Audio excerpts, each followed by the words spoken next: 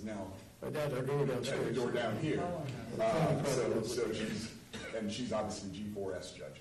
Your Honor, one additional item for your consideration is that in the actual tabulation room, there are currently 8 observers, 4 from each party, that are there 24/7 or have the opportunity to be there 24/7 during the extraction of the first page and the machine.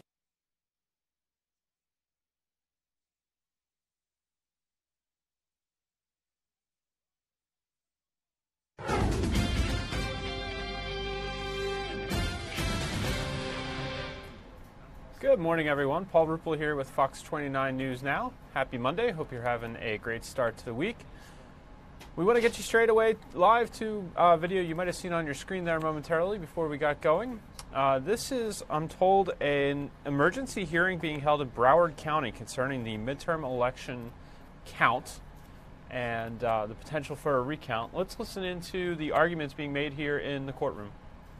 Brought to the county, and then they're taken back in the area. Once they've been taken out and separated, the appropriate pages, they're then those that we don't need anymore are put back into a holding area. Those that will be a part of the recount have been segregated. Okay, so that one page that everybody's concerned about that has the 3 elections subject to recount, after they run it through the scanner and count it today, does the ballot go back with the originating other 6 pages, or does it stay separate for a potential manual recount, if you know? Good morning, Your Honor. Renee here at Broward County Attorney's Office on behalf of the canvassing board. There's a 2-step process that's taking place right now. The first step is simply to segregate the first page from all the ballots. Some ballot styles are 5 pages, some are 6 pages. All of the disputed races, of which there are 7, are all on the first page. The extraction of that first page is expected to be completed sometime tonight or tomorrow. After that, all those first pages will be run back in. The first pages right now, this morning they completed the early voting extraction of the first pages. They had all been segregated with the canvassing board reconvened and with full disclosure presided over an agreement by the party that was agreed to by the parties to move all those first pages from early voting to a secure facility while they start with the mail and by vote extraction of those pages. So each first page remains segregated and secure. The second step will be to run those first pages through for the tabulation. Okay, but the first page that's the most critical of all of this, yes, sir. After it's ran through for a count, is it, it's not reoriented back with the original ballot in any way? So it's okay, so now that original page, where does that go and how is that secured after the machine recount? So right now, the first extraction has been completed. All those are in the tabulation room, which are visible through the windows and are in the same room with the 8 observers. They're actually this morning being moved from the mail-in vote, that first step, to a secure facility, again, under the observation of the independent observers from both parties. That secure facility is behind guard with the BSO deputy stationed outside of it. The second step of the vote by mail ballots will now be extracted. Each step along the way, the canvassing board is explaining to everyone how the security is being maintained for the first pages. All right, thank you very much, Counsel. All right, Counsel, forgive me. I just want to get some backdrop on who has access to the ballots over there. I appreciate it, Your Honor. And before we get into the merits of our motion, I just want to say what this complaint is actually about, because based on the intervention motions filed, based on the public records we've seen, there seems to be a confusion about the relief that we're actually seeking. And I want to thank Mr. Pettis for standing up today and representing what they are doing to secure the votes, because that's been the concern from day one. That's more information than we've ever had. So we appreciate that, but we don't think it goes far enough. I want to start with the words from Judge Byron White in one of his last opinions on the Supreme Court. No right is more precious in a free country than that of having a voice in the election of those who make the laws under which, as good citizens, we must live. But the right to vote is the right to participate in an electoral process that is necessarily structured to maintain the integrity of the democratic system. That's Berg v. Takashi, 504 U.S. 428, 1992. The right to vote necessarily must be structured in an electoral process to maintain the integrity of the election process. That is what this complaint is about. That is what our motion is about. That is what our complaint in Palm Beach was about in this subsequent motion. And I'm happy to report today, Your Honor, that I can represent to this court that the Palm Beach County Supervisor of Election and Rick Scott for Florida have agreed to an injunction in Palm Beach to the relief that we sought, the same relief that we're seeking in this case, because both parties in that case understood that the relief that we are seeking isn't to intimidate counters, isn't to stop counting votes, but it's to protect the integrity of the election. So very shortly, Your Honor, we're going to submit an agreed order in Palm Beach for these very exact relief that's requested in this case. This is not about voter suppression. This is not about stopping the vote. This is not about, as Senator Nelson's campaign said, intimidation. This is about protecting the vote when it's not a part of the recount.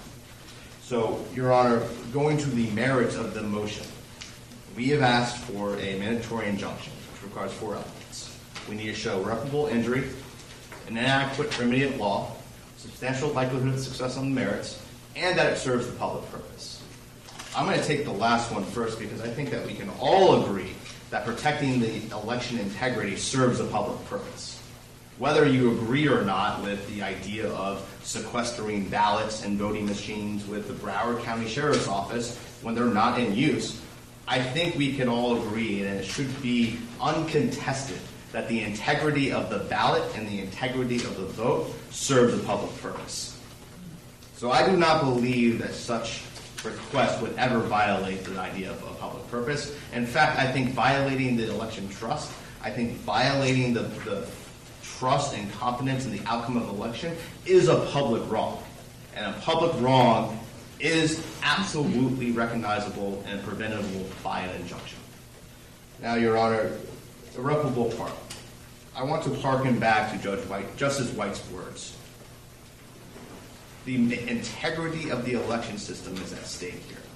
There are allegations and evidence submitted in our verified complaint and motion to this court that the Supervisor of Election of Broward County has engaged, not just in this election, but in prior elections of election issues, irregularities, and in fact, illegal conduct. Now, Mr. Pettis filed a response last night and we reviewed it. One of the comments that he makes is that these are unsubstantiated allegations. So these allegations are unsubstantiated. There's no evidence to them. Well, this very court in 2017 ruled in favor of a plaintiff against Dr. Snipes on summary judgment, looking at evidence, finding that Dr. Snipes committed a public records violation. She broke the law when it came to counting ballots. She broke the law when it came to keeping ballots. That was the Cordova matter in 2017, Your Honor. There has been, in the last year, a case that found that Dr. Snipes violated the law when it came to keeping ballots. And we don't have to go back a year, Your Honor. We can go back 4 days ago. And while that might seem like a year during this high-speed recount issue, 4 days ago, Judge Phillips, in this very court, said that Dr. Snipes violated the law. That's the world we're living in. Disagree or agree with what she is doing, but there is no dispute, and there can be no dispute, Your Honor, that Dr. Snipes has had orders entered against her during this election and in prior elections that she violated the law. What we are asking the court to do today is to remove any doubt. Take away the concerns of the citizens, take away the concerns of the public, that this election process will be protected. All you have to do, Your Honor, to take away that doubt, to fix the erosion of trust in this process, is to grant this injunction and allow Broward County sheriffs to monitor the votes when they're not in use. We are not asking the court to have Broward County Sheriff's Office overseeing or standing over the shoulder of people who are counting votes. We're not asking the Broward County Sheriff's Office to interfere with any count whatsoever. We are asking the court, when these ballots and these voting machines are not in use, to have someone other than Dr. Snipes, other than someone that listens and reports to Dr. Snipes, be a part of the inspection process. Well, you heard, and I'm not sure you knew any of this, in fairness, what Mr. Pettis said. So I'd like to know the mechanics of what exactly it is you would have me do. I mean, he indicated there is an armed Broward Sheriff's Office representative at the door where the ballots are at all times. Beyond that, what else would you think it necessary to do to protect the ballots or the machines? And the request that we're thinking, the mechanics that we believe, aren't too different than what Mr. Pettis said, which we talked about on the call, the conferral yesterday. Our issue right now is those sheriffs, those officers, report to Dr. Pettis. Or no, sorry, Dr. Snipes. Well, I don't think Broward Sheriff's officers report to Dr. Well, Snipes. operationally, the operational control is, I believe, established by Dr. Snipes. If I'm wrong, you can correct me, Mr. Pettis. But the operational control, where these ballots are, what doors, that's established by the supervisor of elections. Okay, can I go back and focus on two things? Yes, sir. I understand the issue about the ballots, and now you've heard the ballots are in two places, segregated ballots that aren't being recounted and ballots that are being recounted. Yes, So let me go back to the request about the machines. And I'm sure they're going to enlighten me on the other side there, but the machines are largely warehoused in a huge warehouse over there where the supervisor is, and they've been there, I assume, since election night. They're transported from the polls and then back for storage. Is there something that you're asking me to do with respect to the machines themselves, number one, and number two, as I understand it, and someone will enlighten me, isn't there in each machine after the votes are completed during an election, something like a USB drive or some type electronic data collection device that tallies the votes on that machine, and then that device is pulled out and given to the supervisor to upload to get the results? So tell me if I'm off on the mechanics, and if so, what your relief on those two items are. On the first item regarding the supervision of ballots that are being counted as part of the recount and segregated, this is why I think there's been some confusion about relief. We want nothing to do with the recount votes. We're not interfering with Dr. Snipes' ballots regarding the recount. This is about the ballots that are not being in use. We do not want to slow The down. other 5 pages of the ballots that they're not recounting, you want those secured somewhere? Not just those 5 pages, but when they're done with the page as part of the recount and they move it back to the warehouse, that's when we want to have someone be responsible to supervise those ballots. Okay. As to the second point, I believe it is the case that there is a USB drive that is taken from the machine that dumps the data from each machine. While the recount is pending, until the litigation is over, we want someone to be supervising those machines. Not the machine, but the USB. But we believe the USB is within the It's in the machine? No, it's not in the machine anymore. I think it's they were taken out of the machine and then they're uploaded into the voting mechanism to tally the votes. Correct. We want the machine, but I believe the USBs are with the supervisor of election. I'm happy for Mr. Pettis to explain where those USBs are. All right, we'll find out about that. Okay. Maybe we should find out some of those information before we file the motions, Judge. All right, well, Mr. Pettis, you'll be heard on that in just a minute. And Your Honor, I would like to address that point. On Friday, we came into court on a public records request because we've been asking this information. We've been concerned about this from day one, Your Honor.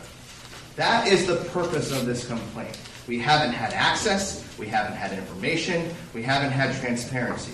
And all three of those things, when you do not have, erode the trust in the election process.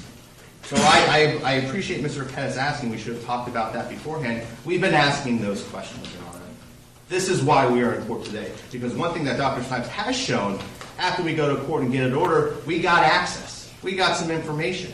So that's why we're here today. All right, okay, so you want assurances relating to the machines, the USB drives, both ballot sequences, the ballots that are being recounted and the ballots that are not being recounted.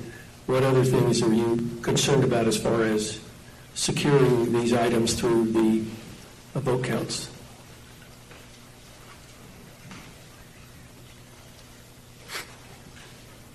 Your Honor, we believe that as long as those 4 buckets of information are supervised by Broward County Sheriffs outside the operational control or organizational control of supervisor of election, I think that would be sufficient. For I think what you meant to say is someone independent from the supervisor. Yes, Your Honor. All right, thank you, Mr. Pettis. Good morning, Your Honor. We're talking about a constitutional officer, Dr. Snipes. A constitutional officer that has been there for 15 years, has managed these machines, continued to carry out her duties as dictated by her constitutional obligations. There is a presumption in the state of Florida, clear by law, that a constitutional officer is presumed to carry out their duties and responsibilities. What you're hearing from Mr. Zimmerman is to ask you, Judge, to step in at a time when we're in the middle of a recount, to step into the process, and despite what they say, they file a motion. I'm going to go through the motion that they put in the public record.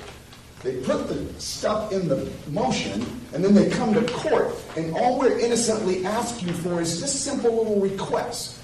They're putting the damaged stuff out in the public domain, and then coming to court with trying to cloak themselves in some innocence.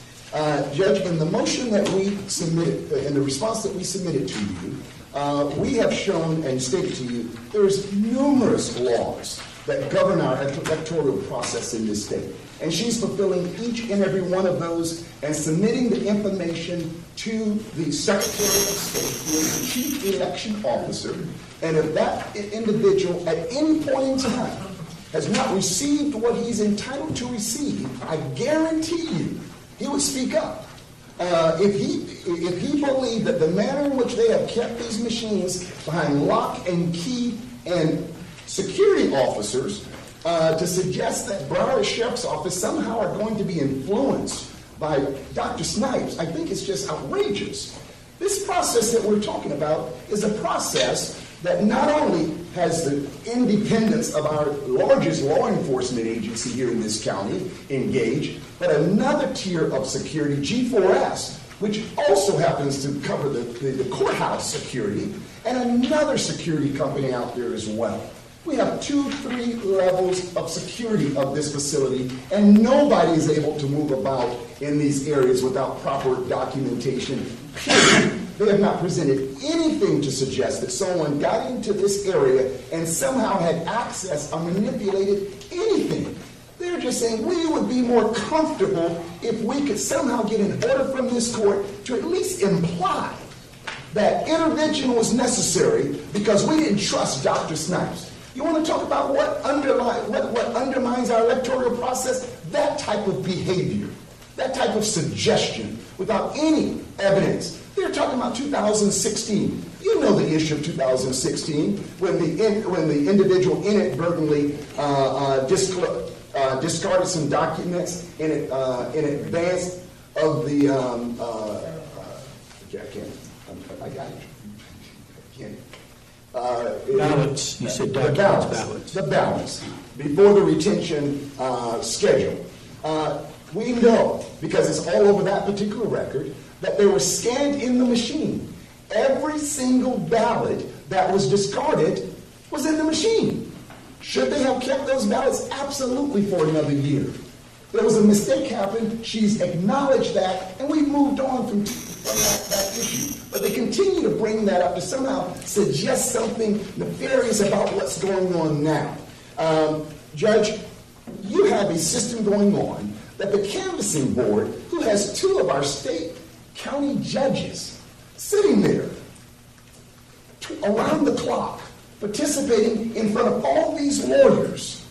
What has happened here, Judge, they haven't brought any of this information up with the canvassing board. They've circumvented the canvassing board and suggested to you they have an emergency. They've not suggested to the canvassing board one time that they're concerned that something's happening to the ballots or something's happening to the voting machines or the tallying machines. No, they filed an emergency motion with you despite the fact that they were in front of the canvassing board all day yesterday. Not once did that come up. You have 2 county judges sitting there, and I'm sure you, as you know your colleagues better than I do, if there is something that they hear that they think is undermining the integrity of this process, they will take action.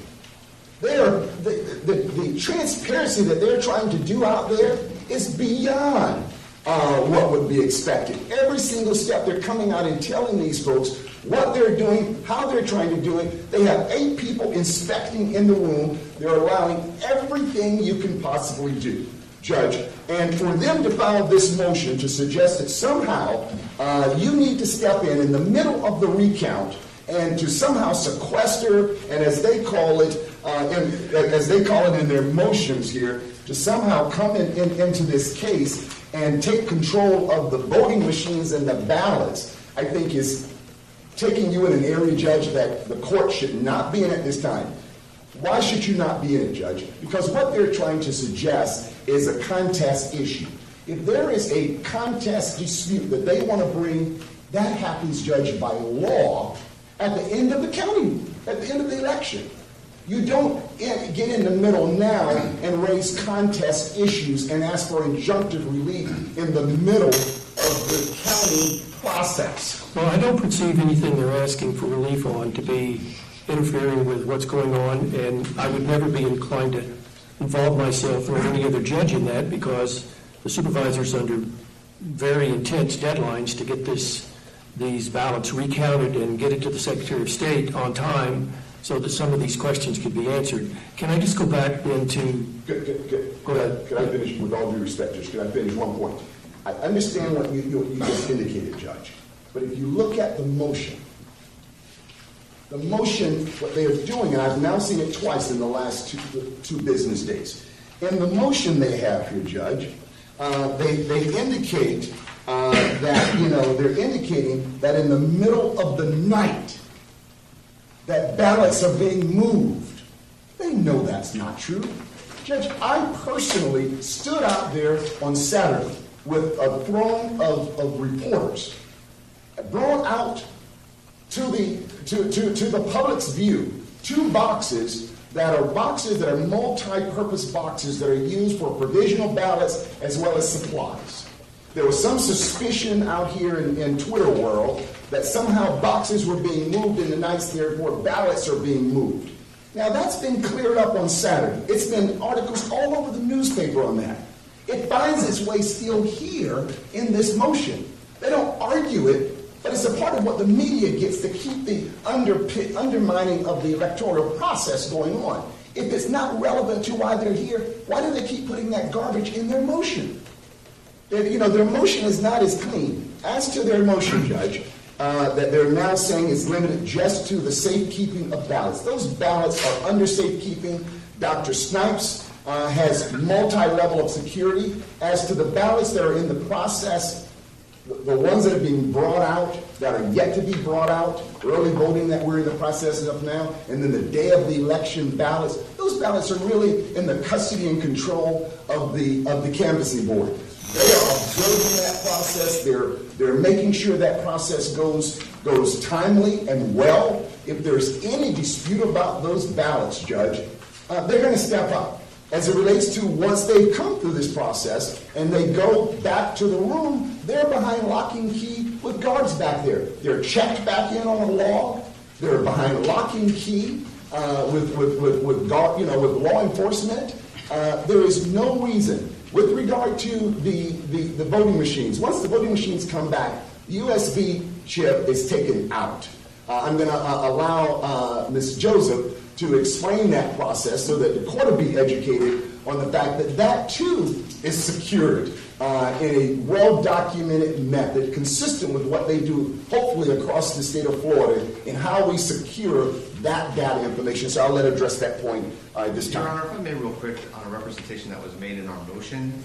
Mr. Perez said that we represented in our motion that ballots were being moved tonight. I have our motion. It's 4 paragraphs long. Can I ask Mr. Perez to refer where? I'll tell you exactly where it is. You filed multiple documents with the court, and the document that you filed, not only the motion, but memorandum in support of plaintiff's emergency motion for injunctive relief.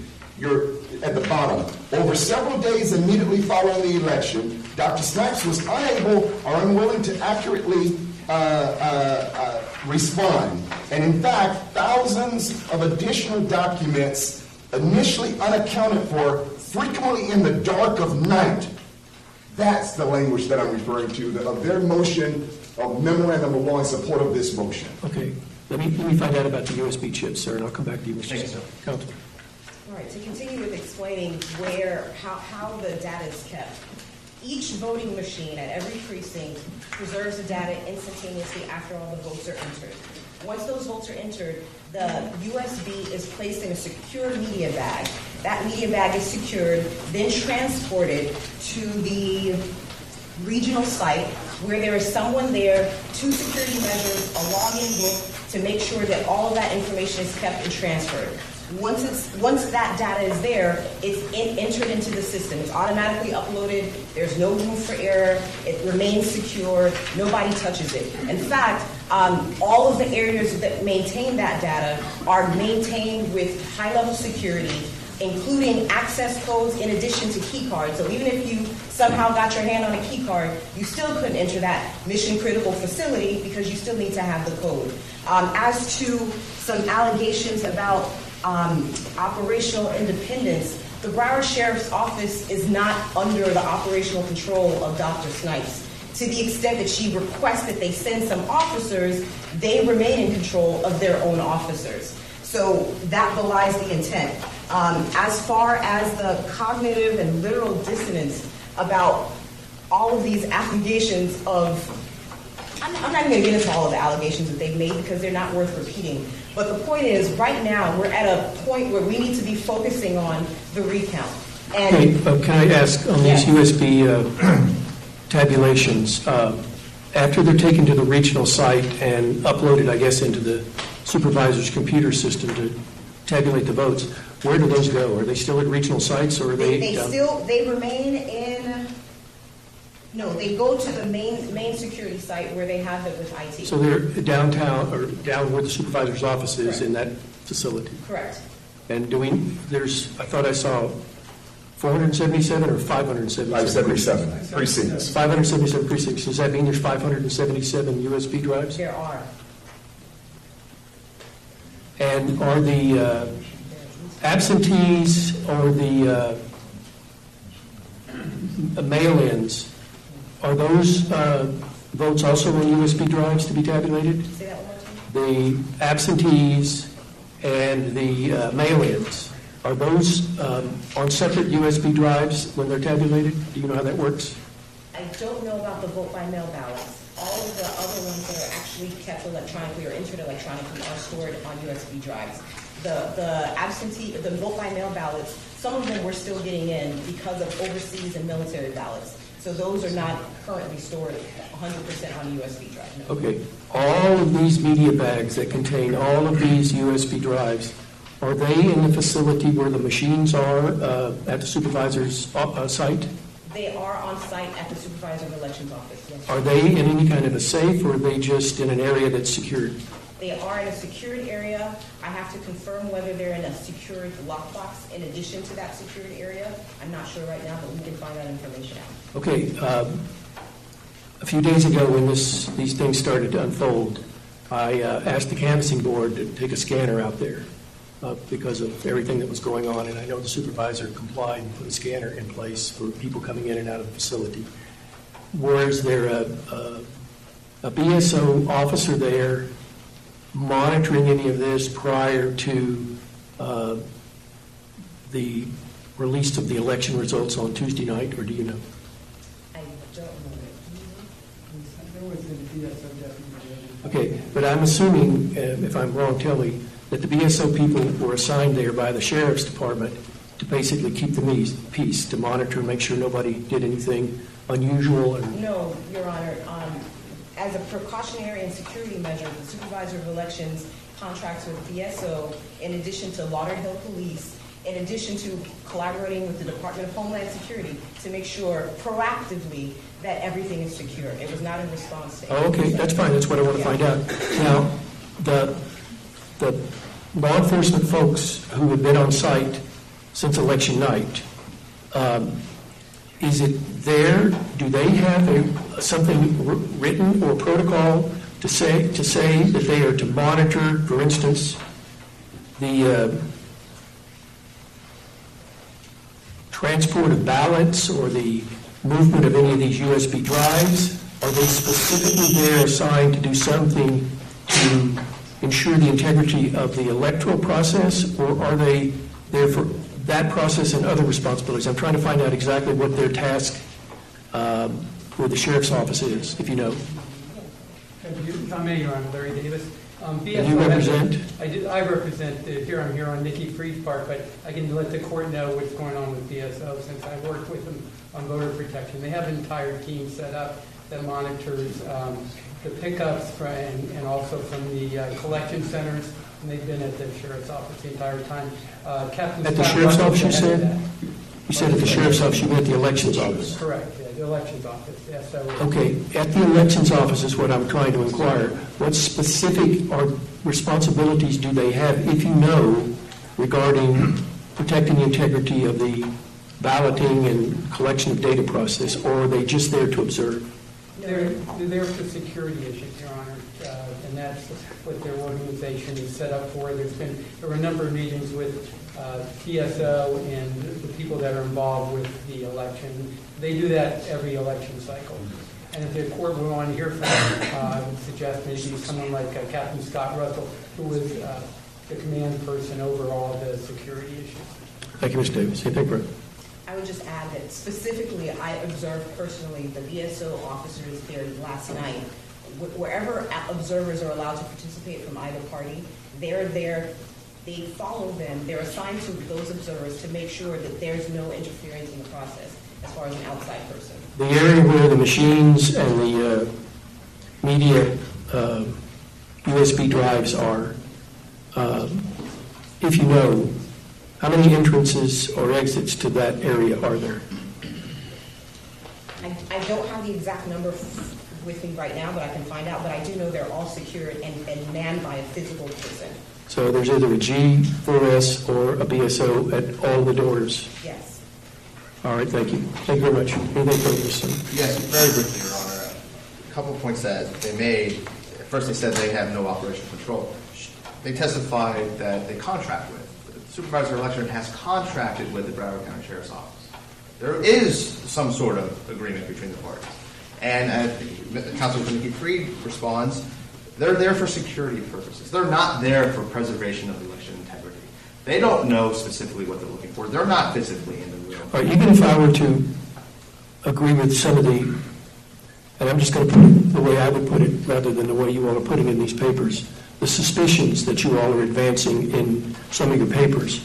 If it's not the BSO, who is it that you would have me to put out at the elections office to make sure there's transparency and everything is protected? We're fine with the BSO as long as they have directions over and above what they're contracted with the supervisor of election. Court-ordered directions and procedures regarding protecting the Such as what, reporting to me?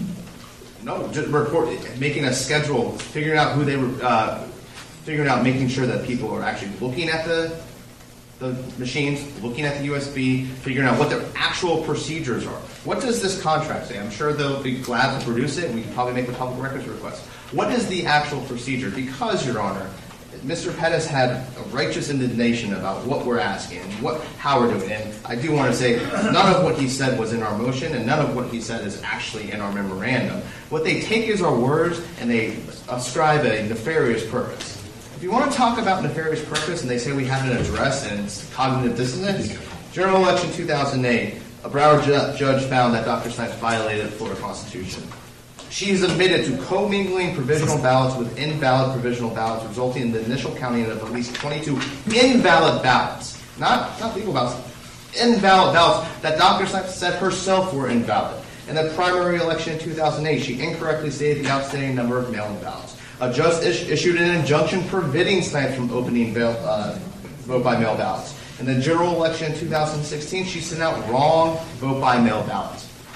This is not supposition, Your Honor. This is not cognitive dissonance. There is one party in this case today that has been found in violation of election law and public access laws regarding transparency regarding this election, and it is not the plaintiff. Your Honor, we believe that there needs to be some procedure, some protection of the vote so that the integrity of the vote is met, and we're happy to work with the defendant to ensure that that process does not interfere with the recount and that that process can be sustained in a way that is reasonable under the circumstances. Judge, if I may respond, I want to approach the court. Here is the memorandum of law. For counsel to suggest that I just read that wrong and that they did not put what I read in that paper is outrageous. At the bottom of that page, they say exactly what I said. And for him to suggest he didn't say it, Judge, that's exactly Your Honor, what... let's read what it is. During that same period, Dr. Snipes released thousands of additional, initially unaccounted for votes, frequently in the dead of night, with no explanation regarding her failure to account for them. Exactly That's what not what he said. He okay. talked about busing in ballots. Mr. Severson, stop. Judge. Gene, Yeah. have a seat, have a seat, have a seat, have a seat. That's enough. Lenny, did you want to say something? I would. Thank you, Your Honor. I appreciate it. First of Who do all, you represent? I represent the Florida Democratic Party, and I do agree with certain things that Governor Scott has said in terms of the importance of the integrity of the election, make sure everything is done properly. We're fully on board with that. Here's the problem. The problem is, what is the perception going to be to the public if an injunction is entered in pounding machines or something to that effect? There will be, the public out there will think that something has gone untoward in this 2018 election. So let's look what the record is, because, Your Honor, you're going to need to make findings of fact if an injunction is issued. So let's look at what you could possibly put in the record as to what has transpired in 2018 in conjunction with the ballots in the county. Nothing. All you have is a verified complaint, verified by an attorney. Okay, well, let me ask you, Mr. Samuels, from the Democratic Party standpoint. Yes. The way I view all of these things right now, at this early stage in all this, is there is so much rampant suspicion, charges back and forth from both sides about what's going on over there at the elections office. If I didn't enter an injunction, what would be a less intrusive method of giving assurances to the Democratic Party, to the Republican Party, and to the citizens of Broward and whoever else is interested in this recount? What would you have me do beyond just say, well, Judge, we're doing what we're supposed to do, and we've got it all under control? Your Honor, so in terms of addressing suspicions, the Democratic Party doesn't believe that suspicions are what should be addressed here. We believe what should be addressed here is what's the evidence in front of the court. If we were aware of evidence of fraudulent activities taking place, of corruption taking place, of wrongdoing being taking place, that has impacted the ballots or the vote count, we certainly would join with them in their motion. Our concern is the record you have before you, based upon a verified complaint signed by the lawyer, is about as weak as an injunction motion based upon the evidence that I have ever seen. So far, all I've heard a bunch of lawyers arguing. I haven't heard the evidence. That's my point, Your Honor. Nobody's stand up here and raise their right hand yet that I could see. Well, they have to bring evidence, Your Honor, in order for this court to bring an injunction. You can't bring an injunction out of thin air. And there's two other points I'd like to make out of that. One is this is a mandatory injunction, which has even a higher standard than an ordinary injunction. Two is there is one issue that hasn't been addressed, and that is a substantial likelihood the party will succeed on the merits. There's no substantial likelihood of success that they will succeed on the merits, because you've heard from Mr. Pettis and Representative what is happening at the office right there, right now. So we're sorry about the suspicions that are out there. We've tracked down these suspicions, too, because we want a fair election. We want to make sure every vote is counted. If we thought that what they were saying was truthful in connection with the 2018 election, we haven't seen anything yet, we would be joining in their motion. So if there was evidence before your court, we would say, yes, there should be an injunction. There's no evidence before the court. There is nothing but suspicion. So the concern is, from the Florida Democratic Party point of view, is if an injunction is entered against Dr. Snipes, when she hasn't done anything wrong in conjunction with the 2018 election, it's going to send the wrong message out that there has been wrongdoing taking place in the 2018 election, and perhaps the public will view things poorly in terms of what is happening in connection with the 2018 election. So that's our concern, Your Honor. There's nothing here to... Thank you, Mr. Samuels. Mr. Houston. Thank you, Your Honor. I have a different answer. And who do you represent, Mr. Houston? Nelson for Senate. Thank you. In order to do what the court wants, which we can't really do without taking evidence, an injunction can't be entered without evidence, and would probably take longer than today to do. But in order to do what all the parties in the court wants, which is to maintain the confidence of the public in the electoral process, without creating new suspicions or somehow judicially validating some suspicions that there's no evidence for, I would suggest that you give the parties a few hours to file a joint motion that if all we want is BSO there, and BSO is already there, that we can all agree to. It can be a joint motion on including the supervisor. So when the court grants it, you're not validating any suspicions, and we're all agreeing on the relief that was suggested right now in court. Not the relief in the complaint, not the relief in the motion, but having Broward Sheriff's deputies there. I don't think anyone would object to that. So my suggestion is give the parties a chance to file a joint motion doing what we all say we want. Thank you, Mr. Houston. Sir. Your Honor, briefly, I appreciate the comments. I'm always happy to chat. We had a good conversation with Mr. Pettis yesterday. We're happy to talk about this later. But I do want to clear up a couple of quick points. One, there is evidence in front of the court. We filed a verified complaint. The verified complaint can be considered as evidence. Number two, there is problems with the 2018 election in regards to Dr. Snipes' conduct. There has been a court in the last 96 hours that found her to violate the law in relation to the 2018 general election. So you cannot say and stand up here and say there's been no allegations, there's no issue regarding 2018 general election. That's simply not the case. And I want to end with this, Your Honor, and I, once again, will take up my multiple opposing counsel offers to confer and figure out a way to protect the integrity of the vote. But past is prologue, Your Honor. Those are famous words from William Shakespeare, and I believe that to be the case. We have a trust issue in this county. We have a trust issue in this process. And we need to do something now before it is too late so that we can have trust in the outcome of the election. Thank you, Mr. I'm sorry, just real quick, because there's case law from the 4th District right on point. Verified motions or complaints are not sufficient. At the very least, Mr. Zimmerman would have to take the stand and be cross-examined. Thank you, Mr. Houston. I think he's talking about the Orkin extermination case, which is what I was getting ready to say. If he wants to stand on his verified complaint, let's get him on the stand, and we can cross-examine him. With regard to, he said it several times, Judge, with regard to she's violated the law in 2018 with the order of Friday. Just so the record is clear, and I'm sure you're familiar, Judge, there was less than a 24-hour period to respond to a public records request. I stood before Judge Carolisa Phillips, and I said she's not denied access to public records. She's intending to give it. She had been before the canvassing board for 10 hours in that period of time. 10 hours of one day, within 24 hours. I said, I will speak to her. She has no intentions of not providing the information. She created a deadline of 7 o'clock p.m. on Friday. By 5-something, the information was in hand. We supplemented that information, Judge, later that night about 8:30.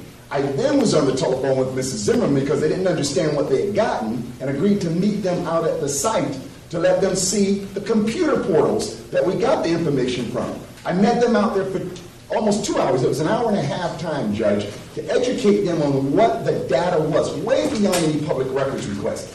Within 48 hours, we had done all of that. And that's what he keeps referring to as far as you've been found in 2018. We have a motion before Judge Phillips. There was no evidence gathered at that hearing. It was, again, Mr. Zimmerman's words that she entered the order, and we'll follow that up at the appropriate time with the judge. That is, we believe, a totally improper finding without any evidentiary opportunity for Dr. Snipes to address. Judge, with regard to the matter at hand, when you asked Mr. Zimmerman, what would you like?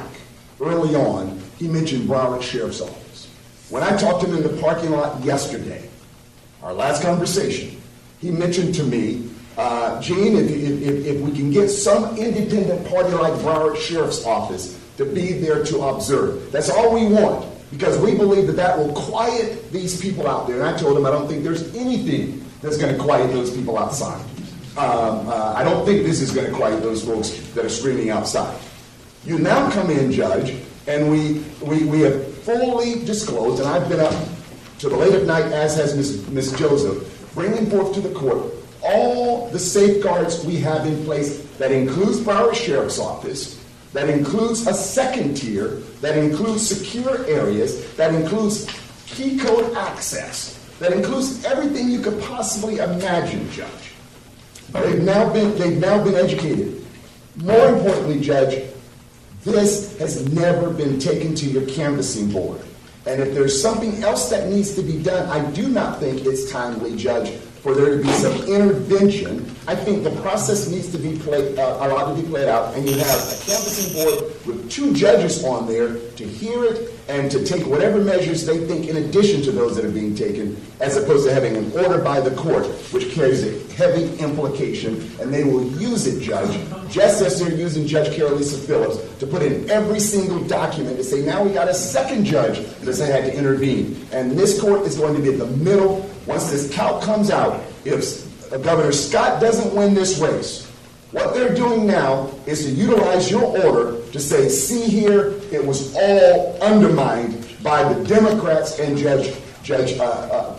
Dr. Snipes. I ask the court not to be used that way. I've heard that, Mr. Zimmer. Thank you.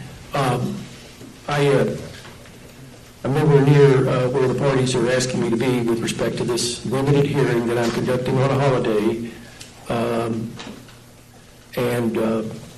It is an abbreviated hearing. So here's what I'm going to suggest right now, without making any findings from either side. It is now 20 minutes till 12, and we have everybody involved in the case in the room. And if I don't keep you all together and you all go off on your email exchanges, things can sometimes go downhill. My suggestion is, number one, I don't think I have any evidence to enter a mandatory injunction right now, and the law that I read on mandatory injunctions is disfavorable.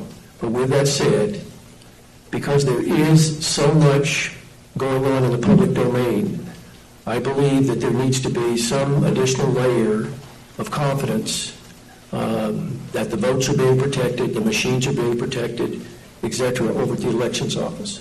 I'm not casting any dispersions on either party or any elected official right now because I don't have any evidence other than what the lawyers have put in their verified complaint.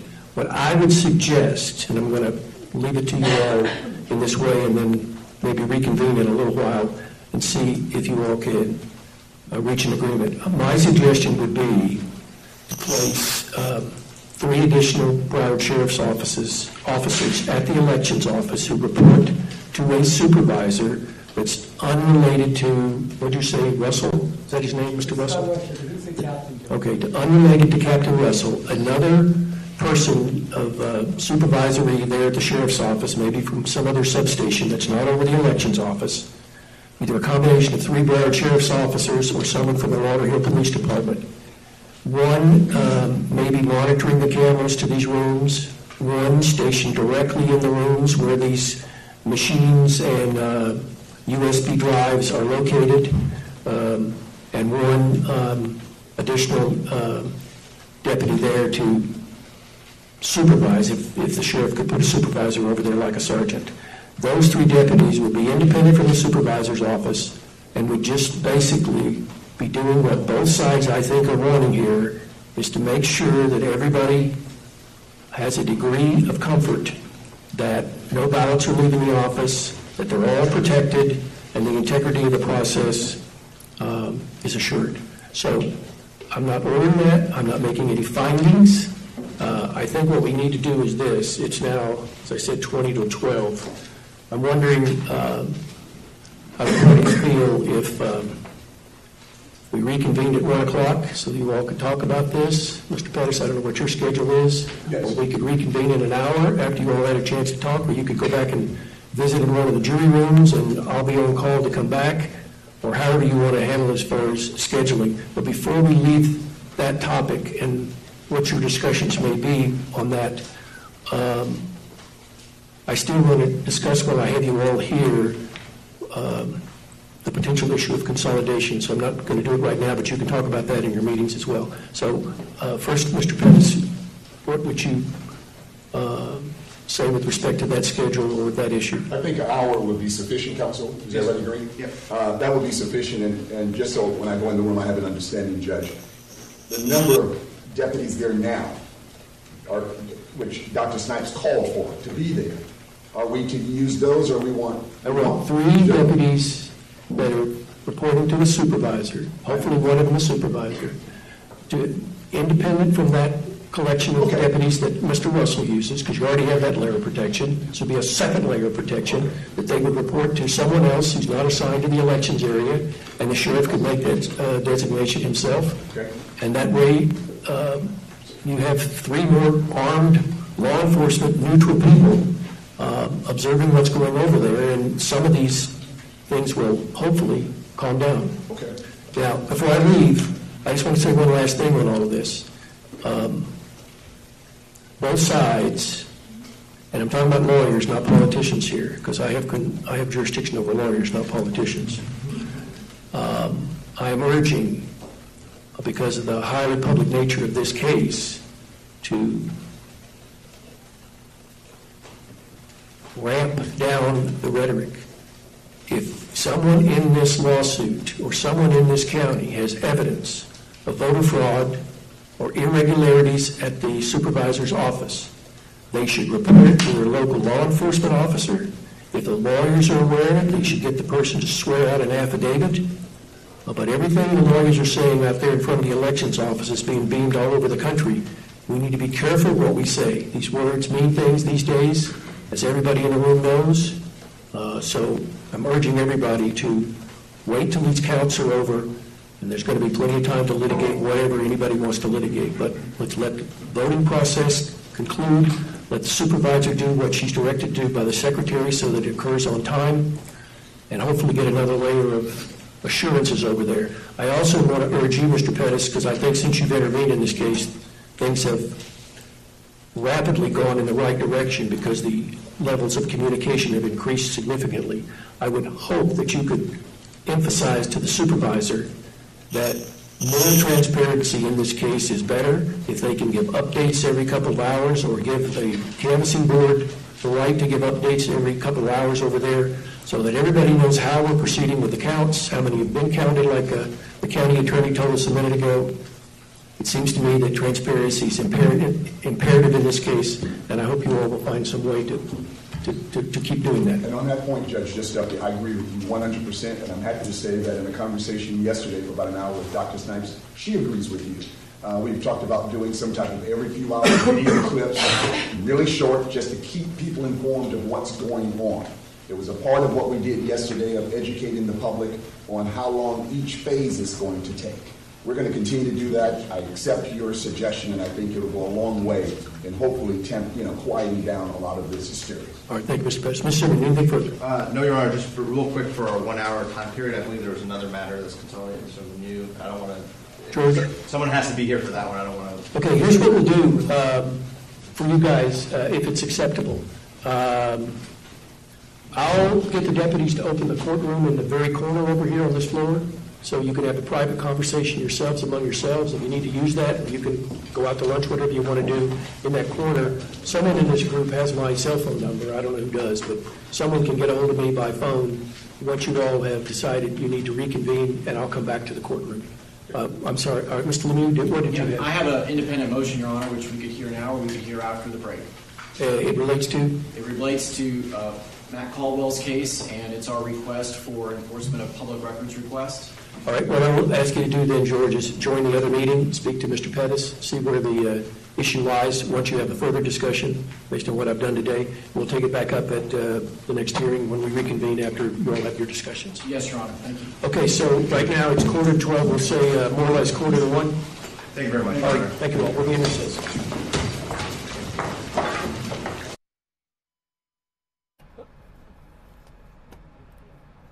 Hello again, everyone. Paul Ruppel here with Fox 29 News Now.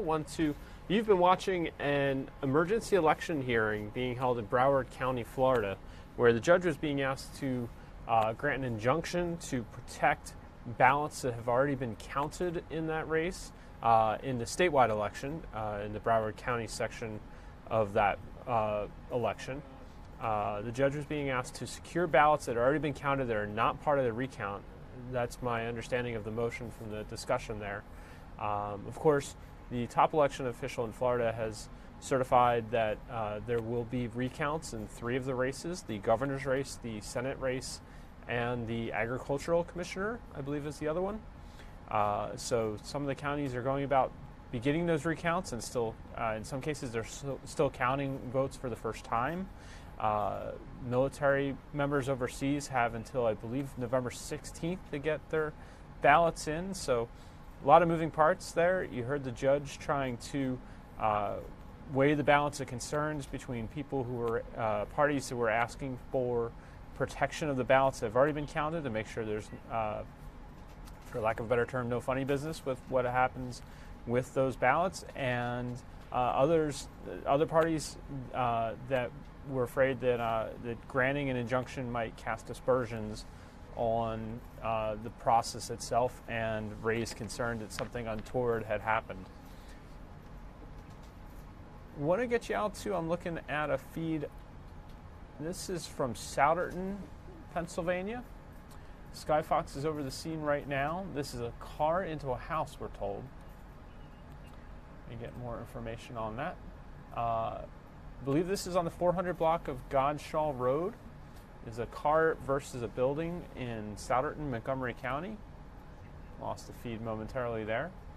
Understand a ambulance is being sent for at least one occupant of the vehicle, or at least one person injured at that scene. Again, this is Souderton, Montgomery County. We're told this is a car into a building on the 400 block of Godshaw Road. We'll hang with this and see if we can get another shot from the front of the building there.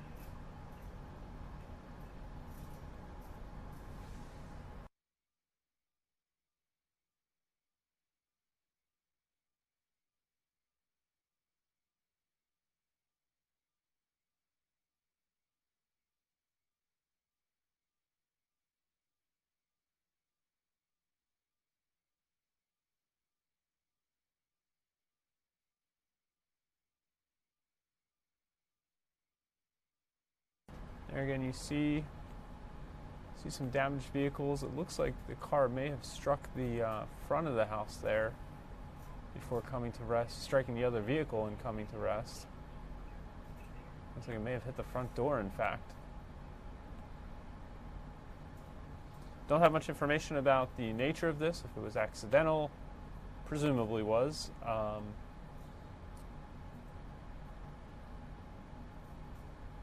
It looks like the vehicle came across the front yard there, struck the front door, and then maybe hit that SUV and came to rest. As I said, one person being treated for an injury, and we'll get you more information on that as it comes in, and have a report for the Fox 29 5, 6.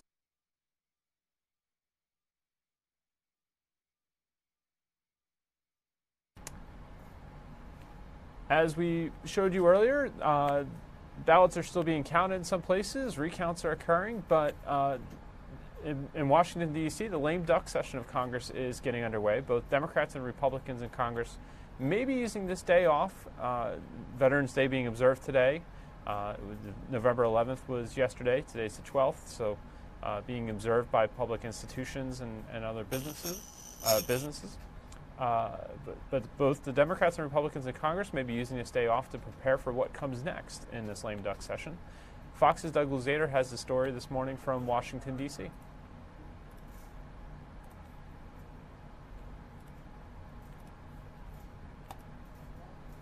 There we go.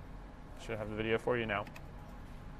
Well, let the lame duck session begin. Both Democrats and Republicans in Congress may be using this day off today to prep for what comes next. So what does come next? Well, Doug Luzader knows. Hey, Doug. Good morning. I'm not sure if anybody really knows, but it's going to be an interesting few weeks here. This is the beginning of the lame duck session. Tomorrow is. So you have a number of members for whom this is going to be their swan song. They're leaving Congress as others are waiting in the wings to take their places. President Trump returned from France overnight, and he is coming back to a very different Washington. In Congress, a lame duck session is about to begin, the beginning of the end of Republican control in the House. And Democrats are already champing at the bit to investigate the administration, with Nancy Pelosi likely to wield the Speaker's gavel once again. And President Trump has promised to fight back. So would Pelosi and Trump be able to cut deals? Or will Democrats be consumed with their newfound powers to investigate the administration? And add to that all of the unknowns. Will the Robert Mueller investigation wrap up soon? And with votes still being tabulated for high-profile races in Arizona and Florida, we still don't have a complete picture of what Congress will really look like next year. Don't know the exact margins in both the House and the Senate. We know Democrats control the House, Republicans control the Senate, but the exact numbers are still in question this morning. Mike and Alex. All right, Doug. We'll see you again tomorrow. Again, that was Fox's Doug Luzader reporting from Washington on the start of the lame duck session of Congress.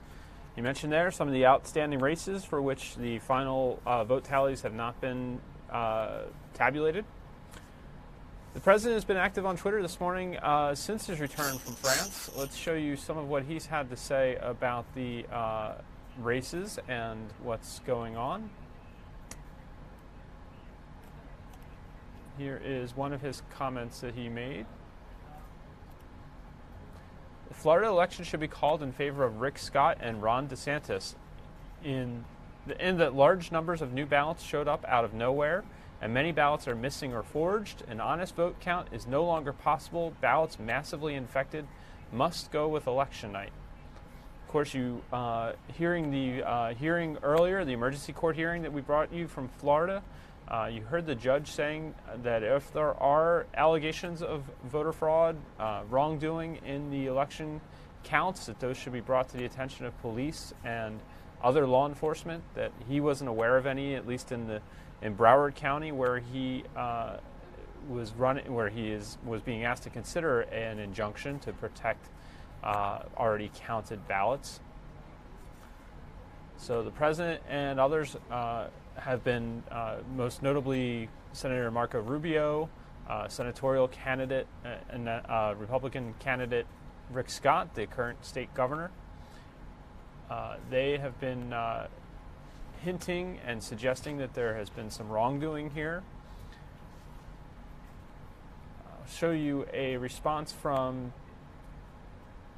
the Ron DeSantis' opponent on the Democratic side in the election, and that's Tallahassee Governor and Tallahassee Mayor Andrew Gillum. He's responded to the president's tweet there. "You sound nervous. #count every vote." So there is some back and forth still occurring between the parties, and from the tone of that hearing, you heard the judge suggesting that there needs to be some calming down of the rhetoric, I think was partly what he had to say. And if there is in fact any wrongdoing, to get that reported to members of law enforcement and others, the canvassing board, others who would investigate those types of claims. At the moment, I don't have it to show you, but I can tell you that the stock market is currently down 472 points. It looks like that is about the session low so far. The market is down, the Dow Jones Industrial down 1.8 percentage points, and it's at 25,522. The reason I mention that, the president is attributing some of that to Dems. He said, I'll read his quote verbatim on Twitter here, "The prospect of presidential harassment by the Dems is causing the stock market big headaches." So this goes to the report by Fox's Doug Luzader from Washington about the potential for investigation, more investigation powers gained by the House control, or the Democratic control of the House of Representatives. They expect to be taking a look at some of the activities of the president and his administration. The president saying that is what's rankling the stock markets. We'll obviously continue to follow that and see what economists have to say about the impacts on the stock market and what's driving the indices up and down. Of course, one of the other big stories we've been following The California wildfires scorched sections of both North and Southern California. Let's get you an update on some of the numbers. Just saw this cross on the wires. The death toll from the wildfire that incinerated Paradise, California and surrounding areas climbed to 29, matching the mark for the deadliest single blaze in California history. This as crews continued searching for bodies in the smoldering ruins, with nearly 230 people unaccounted for. We have one of Fox's reporters was there, joined us on Good Day this morning to talk about the investigation into the fires and what is known and the effort to get them under control. And here was his report. The death toll in California continues to rise, and winds are expected to return today, which will really be a setback for firefighters. The blaze has destroyed thousands of homes and businesses so far. All right, Ray Bogan is live in Thousand Oaks, where really one of the big fires started. Ray. Yeah, good morning. At last update, the Woolsey fire, which is in this area, was at 85,000 acres and 15% containment. Firefighters have been working hard, but it's been near many residential areas. So as a result, you're starting to see some damage to structures, including homes and businesses. Then if you take a look up north, you've got the Camp Fire, which is 111,000 acres and 25% containment. But 29 people have died there, and there are still more than 200 people missing. It's being called one of the most destructive wildfires in California history. Overall, you've got 7,800 firefighters across the state of California that are working to put these blazes out, and more are coming from as far as Texas and Washington State. Now, behind me, we've got Highway 23, and if we went down that highway, we can't right now because it's blocked off. There's some power lines down. We would get to Malibu, where there's multiple celebrities like Gerard Butler and Miley Cyrus who have lost their homes. It's some devastating sights here. Back to you. And there's the picture of what, well, there's nothing left of Gerard Butler's home. Robin Thicke's house is gone, Right. I think. Well, And those are just celebrities. I'm sure there's yeah. other people who also have lost their homes. A lot. Yeah. You just don't have those pictures. So sad story there with all of the lives lost. We wish everyone the best with recovery. As I mentioned, that was Fox's Roy Bogan who was reporting from Thousand Oaks this morning on Good Day Philadelphia. I can bring you a little bit more information. 10 search teams are working in Paradise, California, that town of 27,000 that was engulfed by flames Thursday, and in surrounding communities in Northern California's Sierra Nevada foothills. Authorities called in a DNA lab and anthropologists to help identify what in some cases were only bones or bone fragments. All told, more than 8,000 firefighters battled wildfires that scorched at least 400 square miles of the state, with the flames feeding on dry brush and driven by winds that had a blowtorch effect. Some of the footage there staggering as you watched.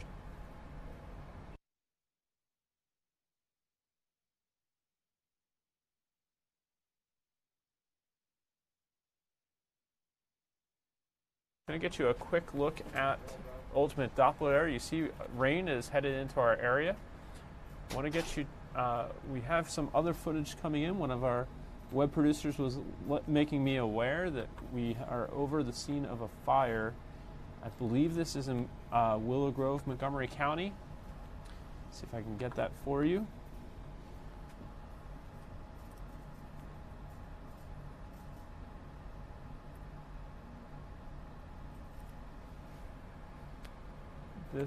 Here's the footage. This is a fire in Willow Grove, Montgomery County, which is in sections of Abington and Upper Moreland townships, and sometimes a little bit of Upper Dublin there.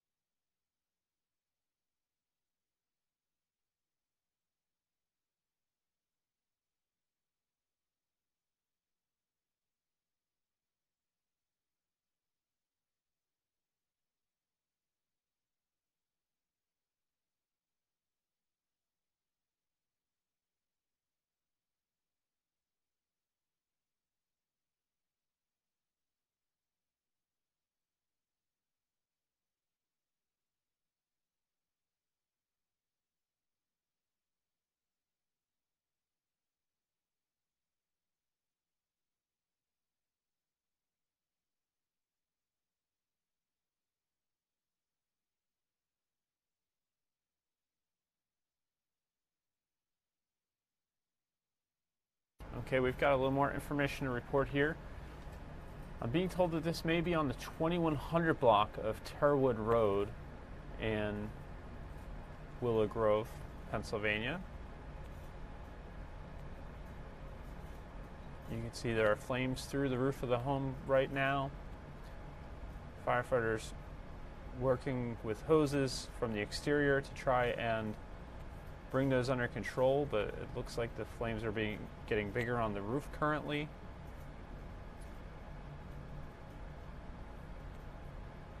This is probably Upper Moreland Township.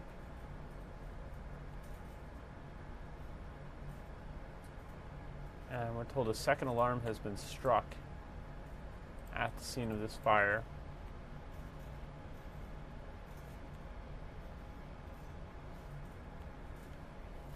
We're going to stay with the shot for a little bit. This is Skyfox over the scene of a fire in Willow Grove, Pennsylvania. We'll get you more information as it becomes available.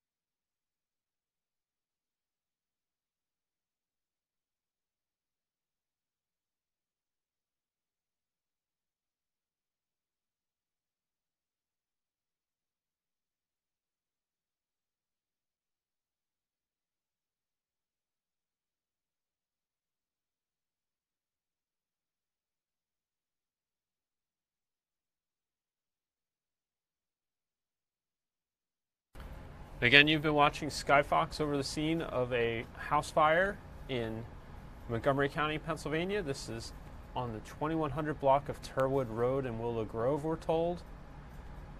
Fire crews, it appears, are attacking the fire from the exterior at this time with at least one hose line.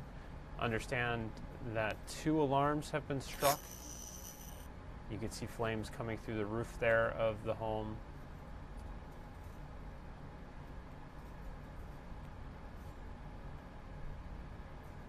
We'll continue to follow this and get you updates tonight on the Fox 29 News at 5, 6, 10, and 11.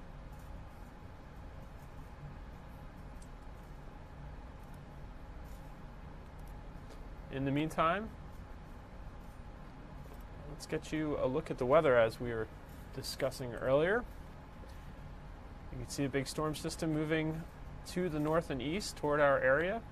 We'll be watching that for the remainder of the day. At this moment, look, we're at 47 degrees. Let's get you a look at temperatures around the area right now.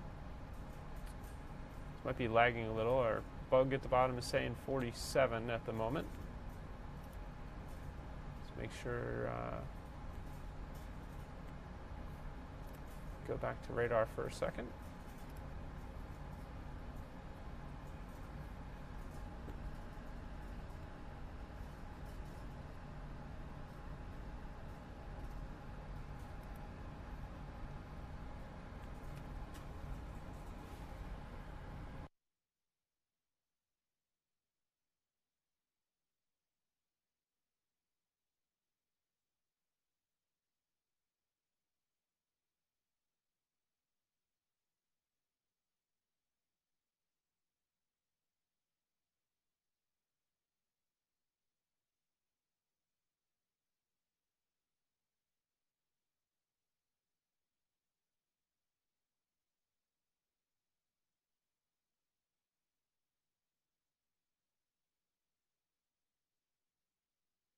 Here's a live look at the Benjamin Franklin Parkway.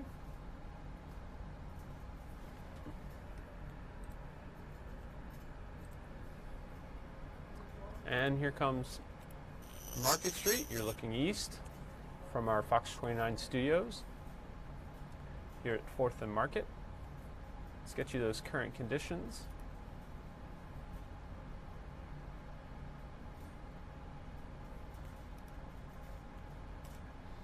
It's moving a little sluggishly today. I think my computer's having a case of the Mondays. There we go. 47 degrees. Dew point's 30 degrees. Winds are out of the east at 3 miles per hour, so much calmer than it was on Saturday. It was quite gusty out there at times on Saturday. We're looking to get to a high of about 49 degrees today. Again, we mentioned Veterans Day is being observed today. So some people are off, some government buildings and businesses are closed. We're calling it a 5 on our weather by the numbers. I believe we're expecting rain to move into the area after dinner hour tonight. Maybe southern portions around dinner hour, then a little bit later in the Philadelphia metro area.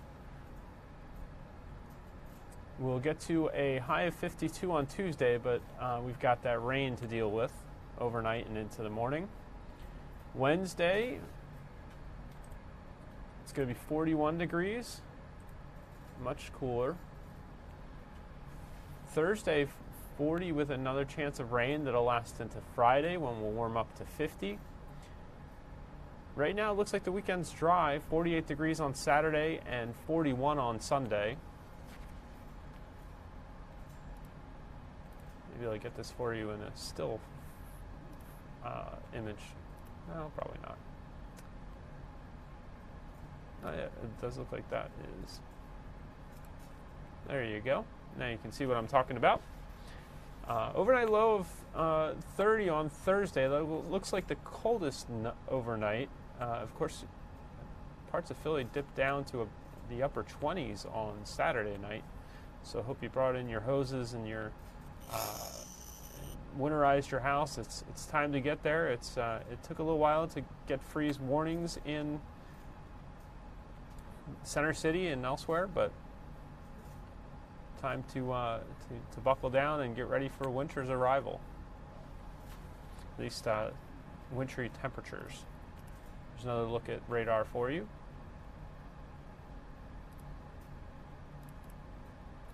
At the rain that's headed our way.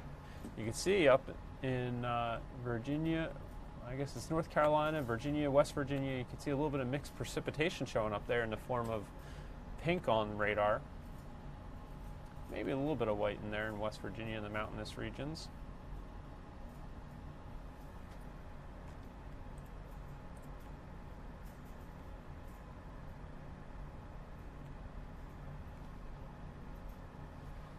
Let's go back and get another look at the fire in Willow Grove.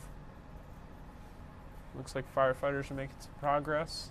A couple of lines on the blaze. See some of that smoke turning a lighter shade of white, or away from gray toward white.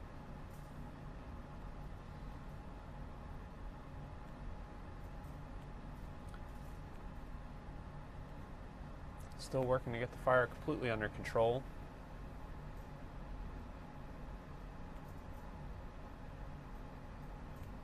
Again, this was 2100 block of Turwood Road in Willow Grove, Montgomery County. I believe that's going to be Upper Moreland Township. House fire there. Crews continuing to battle that.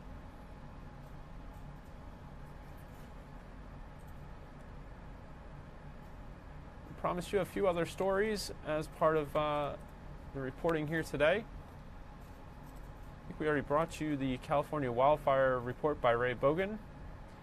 Let's get you one that's local. This was by Fox 29's Lauren Johnson. She's covering 2 hit-and-run accidents that occurred over the weekend. 2 people lost their lives in the separate hit-and-runs, and they occurred in less than an hour. One of the victims is a teenager. The Philadelphia police are following a major clue. Here's Lauren Johnson's report with more information. Police really need the public's help in this, trying to find out who was behind the wheel in 2 separate hit and runs. Let's go to the first one that happened on Sunday, as we mentioned, just after midnight. Police get a call that a man is lying in the middle of the street unresponsive. It's the 3500 block of Randolph. They later identified the victim as a 50-year-old man. The medical examiner confirmed the injuries he suffered were consistent with being hit by a car. Not even an hour later, police were on Roosevelt Boulevard. Police telling us then a 17-year-old was attempting to cross the boulevard in the 7600 block when he was hit in the inner lanes. The victim taken to the hospital with severe head trauma, where he died about 3 hours later. As for the driver, police say the car took off southbound, but not before leaving helpful evidence behind. The driver's side mirror was knocked off, left at the scene, and police say there should be some damage to the front left end of that car. They believe it's a 2007 or 2008 Chevrolet Impala or a Malibu. At this point, they're asking the public, if you recognize the cars, if you know anything about either of these incidents, you're asked to call the Accident Investigation Department. Their phone number, 215-685-3180.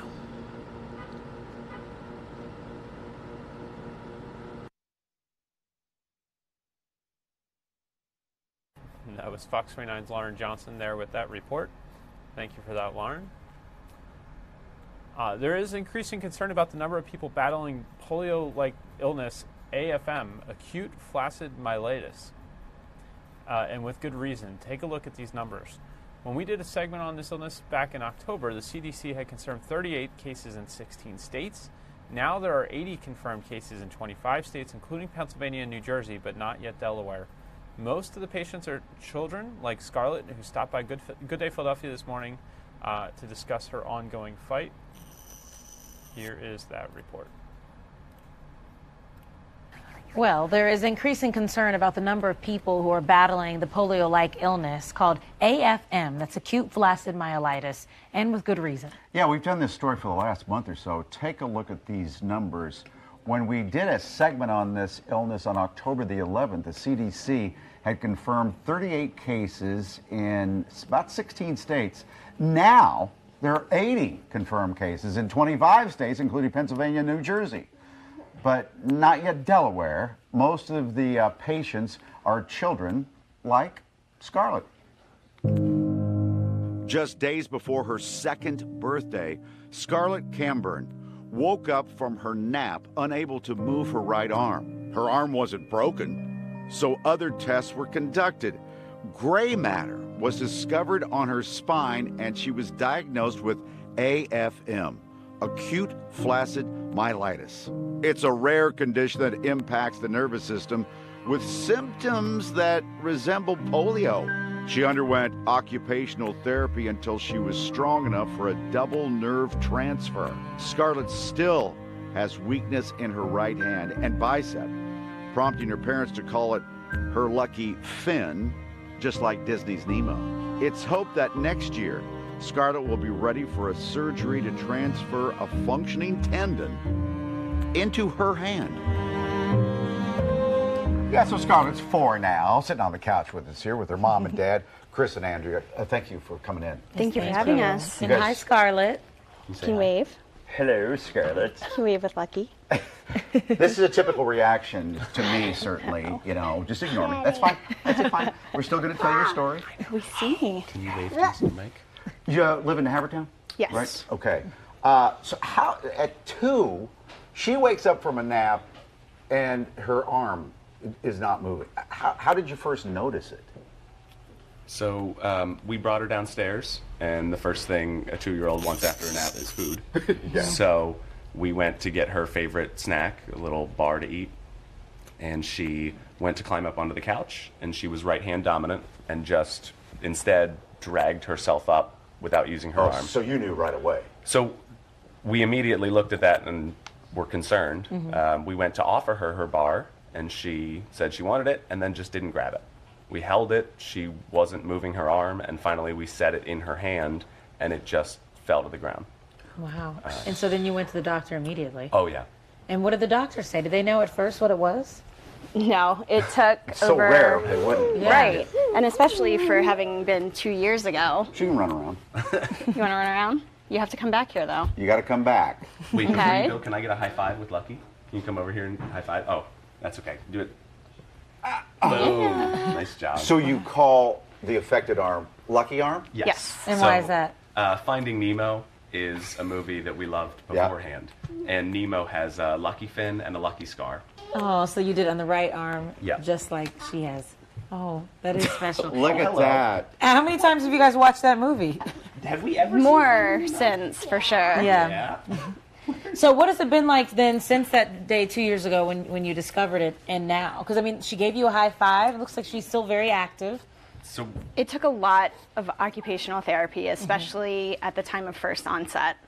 We were going 2 to 3 times a week. Thank goodness Chris's job is very family-oriented, and gave him the flexibility where he did most of the legwork with the therapy and carting her back and forth. And then the surgery was after that. And a couple months after the surgery, it was like we had a new little girl. Oh, be darned. It almost happened overnight. You know, it took a couple months after the surgery, but then at that point, between one day and the next, she just had so much more motion. Which hospital? CHOP. Oh, yeah, the best. They're the best. Did they say what they think might have caused it? Or is it hereditary? So or? nobody knows yet. Okay. They are reasonably certain it's some kind of virus. There's 2 strains of a particular virus that they think can cause it, but in most kids it just causes a cold. So what's the prognosis now? What is this the procedure they might do? So in terms of AFM, there isn't a cure for it Right. because it's spinal damage. So they can't do they're not going to do surgery on her spine. Oh, hello. Oh, she's waving. Good job. She's waving her lucky hand and arm Yep. too. Boom. Nice job. So can they put, some other tendon in there from somebody else? Yes. So they did a nerve transplant. Well, not even originally. so they did a nerve transplant, sorry, not to interrupt, originally, and they're thinking of doing something along the similar lines using her tendons because some of them are healthy. So they used her nerves as well because she still has some healthy nerves on that side. And they're hoping to do a similar thing where they take some of the healthy tendons, particularly from her index finger, because that's kind of her strongest finger right now, and just sort of splitting them and moving them to the rest of her fingers to kind of get her a bit more If I've grip. learned anything, it's that modern medicine is magic. It is. Because It is. the things that they've done and described don't sound real to me. And Wow. then But you can see the results. Yes. Right, exactly. Thank you both. And keep us updated, will Yes, you? absolutely. Do they believe one day she'll have full control? There's really no prognosis because it's so rare. And I mean, the really take-home message is that despite this happening to her, she's one of the lucky ones. So many kids are so much worse off with, full paralysis. They're on breathing tubes and feeding tubes. And as much of a tragedy as we felt, it's really pushing all the research institutions out there to really just look into it. Hang in there, Mom. Yes, it was nice to meet you guys. And Scarlett, it was nice to meet you. Can you come over here?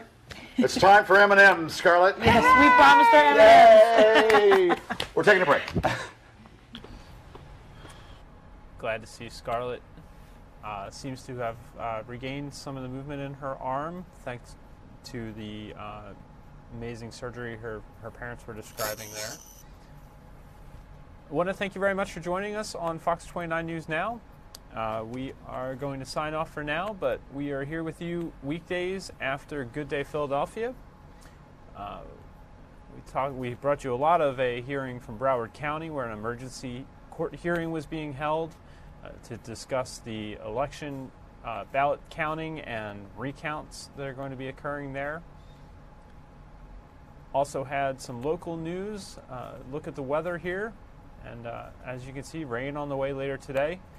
Keep an eye on the forecast. Make sure you check in with us on Fox 29 News at 5, 6, 10, and 11 tonight to get the latest on what this could mean for your commute in the morning.